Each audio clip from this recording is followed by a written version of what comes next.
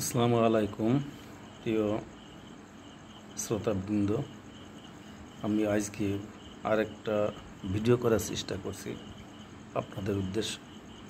বিগত কয়েকটা ভিডিও আমি মন নিয়ে কথা বলেছিলাম। আজও সেই মনকে কিভাবে, এই মনের শক্তিকে কিভাবে কাজে লাগাইতে পারি তার উপর একটু কথা বলার চেষ্টা করব। আমরা জানি পৃথিবীতে যে কোনো কিছু যদি সুন্দর সঠিকভাবে করতে হয় তাহলে আমাদের এটা শক্তির প্রয়োজন হয়। সেটা হচ্ছে আমাদের মানসিক শক্তি এবং দৈহিক শক্তি, দুটো শক্তির প্রয়োজন হয়। এবং এই শক্তিকে যদি আমরা নিয়ন্ত্রণ করতে না পারি তাহলে কোনো শক্তিকেই আমরা নিজের এবং মানুষের কল্যাণে সেটা কাজে লাগাতে পারি না। তদ্রূপ এই মানুষ আগুনকে নিয়ন্ত্রণ করার উপরেই নির্ভর করে মানুষ সেই আগুনকে সঠিক কাজে ব্যবহার করবে নাকি সভ্যতাকে পুড়িয়ে দেওয়ার কাজে ব্যবহার করবে, এটা ওই আগুনের সঠিক ব্যবহারের উপরে নির্ভর করে। তদ্রূপ যে পারমাণবিক শক্তি হিরোশিমা নাগাসাকিকে পুরোপুরি জ্বালিয়ে পুড়িয়ে এবং ধ্বংস করে দিয়েছিল, সেই পারমাণবিক শক্তিকেই এখন আমরা এর সঠিক প্রয়োগ করে আমরা বিদ্যুৎ, চিকিৎসা, কৃষি এবং শিল্পক্ষেত্রেও ব্যাপক উন্নয়ন ঘটাতে পেরেছি। কাজেই এই যে শক্তি, এই শক্তির নিয়ন্ত্রণ করা এই শক্তির নিয়ন্ত্রণ করতে হবে। এই নিয়ন্ত্রণ প্রক্রিয়ার মাধ্যমে আমরা একেবারে একটা জড় পদার্থকেও একটা শক্তিতে, এমনকি মহাশক্তি থেকে আমরা পরিণত করতে পারি। এই প্রাকৃতিক শক্তির ক্ষেত্রেও যেমন নিয়ম আছে স্বতঃসিদ্ধ, তদ্রূপ আমাদের মানুষের ক্ষেত্রেও মানুষের যে মন আছে, যে শক্তি, মানসিক এবং দৈহিক শক্তি রয়েছে, সেটা নিয়ন্ত্রণ করার উপর অনেক কিছুই নির্ভর করে। মানুষের এই অসীম শক্তিকেই, অর্থাৎ মনের এই শক্তিকে কাজে লাগিয়েই আজ পৃথিবীতে বড় বড় সভ্যতা গড়ে উঠেছে।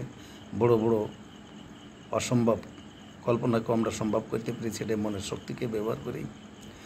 তবে মানুষের এই শক্তির উৎস হচ্ছে দুটি, একটি হচ্ছে দৈহিক শক্তি এবং অপরটি হচ্ছে মানসিক শক্তি। এই দৈহিক শক্তি একদিন শেষ হয়ে যায়, অর্থাৎ এটা সসীম, একদিন এই দৈহিক শক্তি শেষ হয়ে যাবে।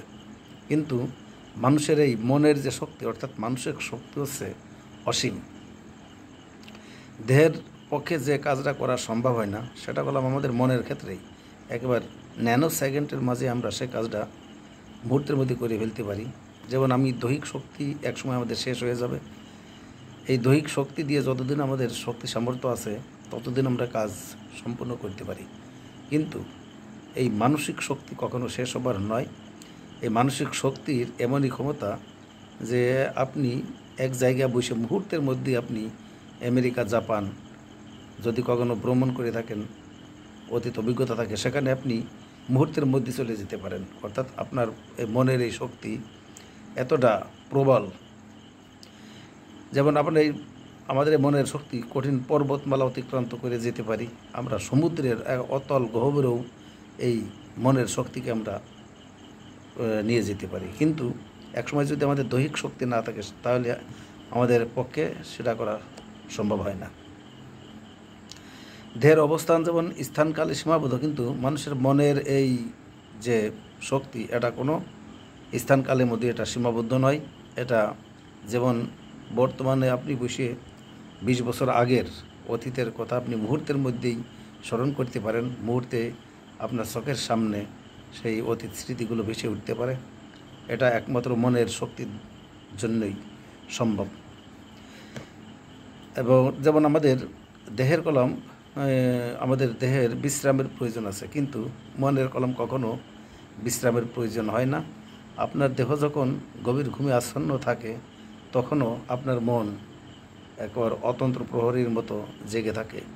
এই মন যদি আপনার জেগে না থাকতো তাহলে আপনি রাতে যে ঘুমিয়ে যে স্বপ্ন দেখেন, সকালবেলা সে স্বপ্ন আপনার পক্ষে ব্যক্ত করা সম্ভব হতো না।